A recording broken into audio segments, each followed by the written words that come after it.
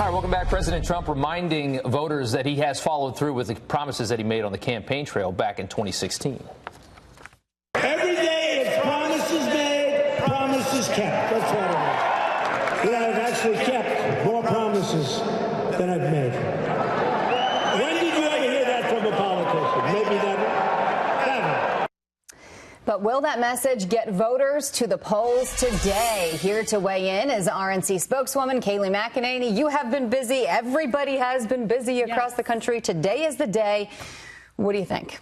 Well, look, I think we're good in the Senate. There's simply no doubt about that. I think we get to 55, if not greater. The House, a lot of these races are within the margin of error. The sample sizes in the polling is small, 500 voters, meaning the margin of error is 5 to 6%. So the House is anyone's guess. And anyone like Nate Silver who tells you it's 88% chance Democrats, he doesn't know what he's talking about because simply we don't know because of the big margin of error. Yeah, 55 in the Senate is your prediction. Absolutely. That's pretty bold. Yeah, it is bold, but I think it's accurate with North Dakota, Indiana. I think we'll swing our way. Florida is in play. Michigan, there were hidden Trump voters there. And John James within 2 points in a recent poll. New Jersey is in play. There's just a lot in play, and it can swing our way. Okay. Let's talk some accomplishments here for a second that the president can use to sway these voters. Let's look at the economy. 4.2% growth in the second quarter of 2018. You've got a lot of jobs created. You can see there.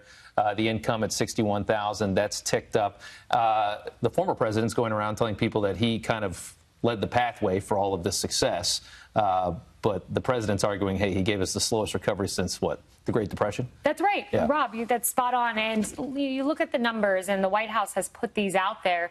Literally every economic indicator shifted when President Trump came into office. Small business investment, small business applications, optimism among business owners. All of these had a definitive shift, not to mention under President Obama, GDP started to decline from the second quarter to the third to the fourth. President Trump comes in, and as you just noted, we finally hit 4% economic growth. So there's no doubt this is the Trump economy, not the Obama economy. Yeah, it's definitely hard to argue the economy right now. And it's hard to argue what he's trying to do for immigration as well. But health care, as you know, is a big thing that the Democrats have been getting that messaging out, especially the last couple of weeks. So what are Republicans doing about that? That's a great question because you're exactly right. This has topped the polling as the top issue. And our internal polling at the RNC shows that when you explain Medicare for all, voters don't want it. When you explain Medicare for all means Medicare for none, then all of a sudden voters take a negative view of the Democratic health care plan. Just consider the fact that you have, 56 million beneficiaries in Medicare. Dump in 260 million new ones. What happens to the current beneficiaries, our seniors? They lose health care. When it's explained, it's a winning issue for Republicans. Yeah.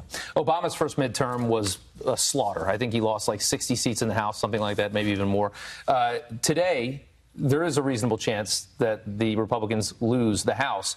But there still could be, that could still be considered a success. Do you think, under 30 seats would be considered a success and still lose the House? No doubt, especially when you consider the fact that only 4 times has the party holding the White House gained seats in the Senate during the president's first midterms. We are going to gain seats. So President Trump has already made history should we gain seats in the Senate.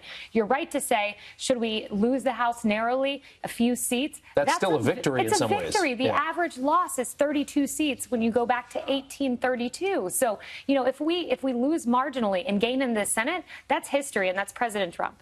All right. Kayleigh McEnany, thank you very much. Thank you, Kayleigh. Appreciate you being here.